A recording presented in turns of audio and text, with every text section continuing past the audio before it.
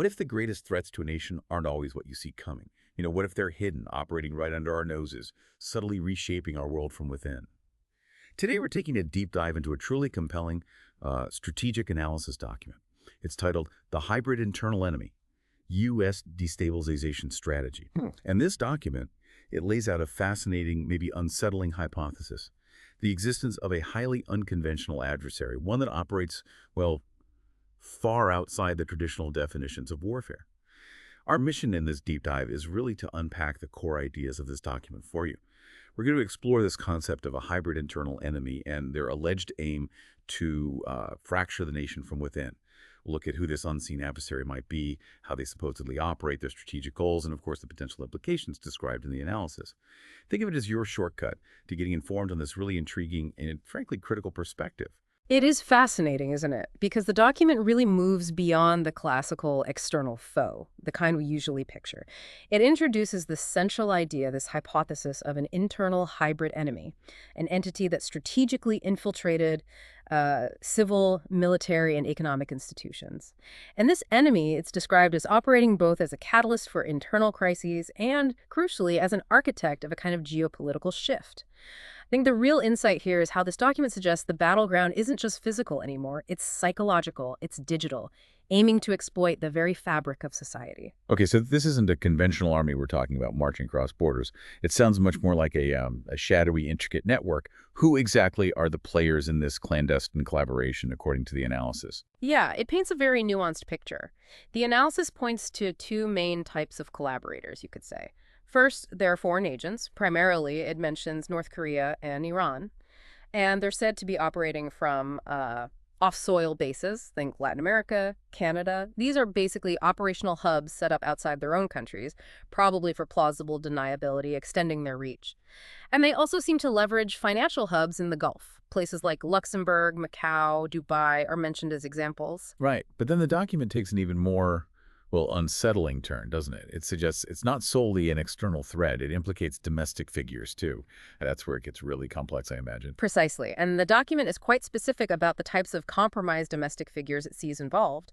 It lists, for instance, local elected officials who have sort of opaque connections to offshore technology consortiums. Then there are police and even National Guard officers allegedly involved in what it calls paracriminal activities. Paracriminal, what does that mean exactly? Like borderline illegal stuff? Yeah, it implies activities that blur the lines with criminal enterprises, maybe exploiting their official positions or legal gray areas. The analysis also highlights investors linked to those dubious sovereign funds. We touched on these large state-owned investment funds. The document seems to view these as potential financial channels for, hidden, maybe destabilizing agendas. Okay. And finally, it mentions recently retired military cadres, people engaged as private advisors in non-aligned security companies.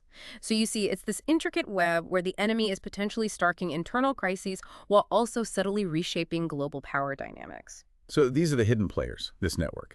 What's the grand design? What are they supposedly trying to achieve? Yeah. The document mentions a truly audacious objective, nothing less than tearing the nation apart from within. And it specifically focuses on a California against Texas dynamic. It's very specific. It lays out a chilling three-phase strategic playbook. Right. And if you connect this to the bigger picture, this whole strategy seems designed to exploit existing societal fault lines, right? To escalate them to the point of actual fracture. Phase A, which it calls targeted destabilization, is described as currently underway. Los Angeles is highlighted as a key operational zone. This phase involves amplifying social tensions in big urban centers. LA, San Francisco, Seattle are named, and the tools are what you might expect: digital infiltration, social media influence campaigns, and even manipulation of existing militant groups. And it's not just about stirring up social unrest online or in the streets, is it? The document points to something more overtly destructive, too. Yes, exactly. It describes asymmetric attacks on critical infrastructure, things like ports, electrical grids, logistical bases, key nodes. Furthermore, it details the intentional engagement of National Guard in what it calls a repressive role. The idea being this is specifically designed to provoke a rupture, a break in civil-military trust. Wow. So it's strategically forcing a wedge between the public and its own institutions. That seems to be the interpretation in the document, yes. Okay, so once those initial seeds of destabilization are sown, the analysis suggests they move to Phase B. This is where they ramp up the political and economic polarization, and this is where that California versus Texas front really starts to take shape. I mean, this dynamic is incredibly specific. Does the analysis offer any insight into why those two states? Why not, say, the Midwest or the East Coast? What makes California and Texas the targets? That's a really crucial question, and the document does address it. It posits that these two states offer the perfect, almost symbolic, ideological, and economic contrast to exploit. California is framed as, progressive, technological, Pacific-oriented, while Texas is portrayed as conservative, energy-intensive, heavily militarized, and strongly pro-federal. Polar opposites in this narrative. Okay, so exploiting existing differences. Exactly. The strategy apparently involves parallel infiltration of independence or autonomous movements in both states. Not just one side, they also encourage opposing narratives in local media. The goal, according to the document, is to paint Texas as an oppressive militaristic state and California as an illegitimate technological republic. It's a very precise targeting of existing cultural and political differences to widen those cracks into chasms. And then for the final blow, Phase C. Once those regional fractures are deep, the document details how they aim to neutralize any federal response. How does that work? Well, Phase C involves informational and bureaucratic sabotage, basically slowing down interstate coordination, making it harder for different parts of the government to work together effectively. The document also points to the establishment of private militias or maybe paramilitary companies, and these are sponsored by foreign funds but operating under the guise of local self-defense forces. So not your typical neighborhood watch then. Definitely not. The ultimate aim, as described, is to create no-go zones around major hubs like San Francisco or Austin, places where federal intervention is limited, but without necessarily triggering, open declared warfare. It's a roadmap for internal collapse by stealth. It's honestly hard to fully grasp the scale of disruption this document is outlining. If even a fraction of it were accurate, the implications are just staggering. The analysis lays out two potential futures, these chilling scenarios, the red and the black scenarios. Can you walk us through the red scenario first? Sure. The red scenario is described as having a high probability if things just continue as they are. If inertia persists, it represents a progressive escalation. It leads to a real ideological and logistical front, basically opening up between California and Texas. And the document's real power here, I think, is laying bare how interconnected these threats are, how a seemingly local or regional tension could ripple outwards. And it suggests this would severely weaken national capabilities across the board. For instance, military projection capacity could be compromised. It mentions potential sabotage of key naval bases, San Diego, Vandenberg, even Houston. And it's not just about damaging physical things like bases, right? What about the digital front? That seems critical today. Absolutely a crucial point, especially given how reliant we are on digital infrastructure. The document warns of weakened national cybersecurity, specifically through backdoors inserted via tech companies that might be under hostile influence. That's a major vulnerability. And perhaps most critically, this internal division would impair the nation's integrated command structure in the event of a major external crisis, whether that's, a conflict involving China or Russia, a massive coordinated cyber attack, or maybe a proxy war flaring up in the Middle East. The argument is that internal fracture makes the nation profoundly vulnerable to external pressures. That sounds incredibly dire.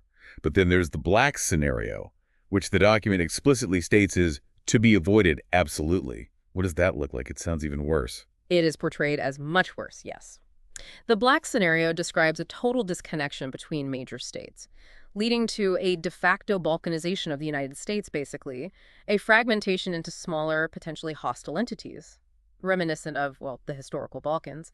And the document claims this would be secretly guided by an axis of hostile powers. It specifically names the DPRK, Iran, and Russian proxies as potentially steering this. Wow. The potential outcomes listed are severe. Things like a unilateral declaration of, say, digital or environmental autonomy by California, a kind of digital secession, or conversely, a preventive military intervention by Texas acting under the guise of protecting national unity. And if those kinds of events were actually to unfold, how could any institution possibly mediate? How would you de-escalate that?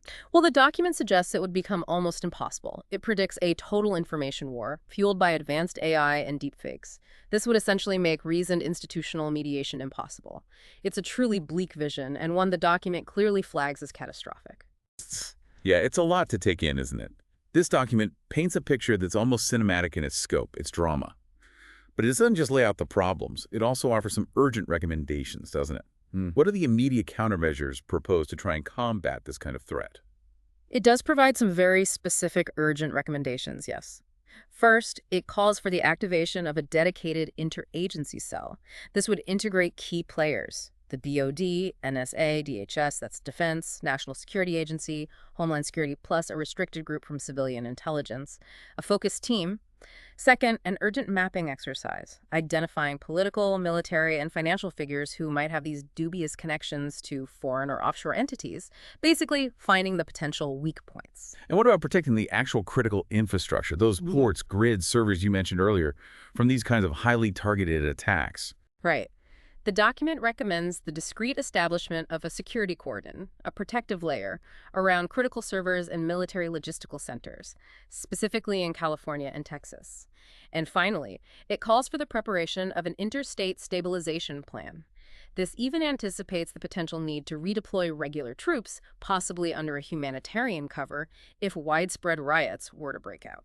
So what does this all mean for you, the listener, taking all this in? This deep dive has highlighted a really complex, multifaceted threat scenario, this idea of a hybrid internal enemy seeking to destabilize the U.S. from within, as laid out in this particular strategic analysis. Yeah, I think it powerfully reinforces how important it is for all of us to understand these complex and, frankly, evolving forms of conflict and the different ways national security itself is being conceptualized or maybe reconceptualized here in the 21st century. It's not just tanks and planes anymore. Absolutely. And this analysis leaves us with a really potent final thought. It suggests that the true battlefield is no longer purely external. Instead, it might be our own federal fabric, potentially infiltrated by an enemy without a uniform, without a flag, but, according to this document, with a clear vision. The internal collapse of the United States, driven by a war of perceptions and the fragmentation of local alliances. And it really leads us all to ponder what this fundamental shift in the very concepts of warfare truly means for national unity and security in our increasingly interconnected world.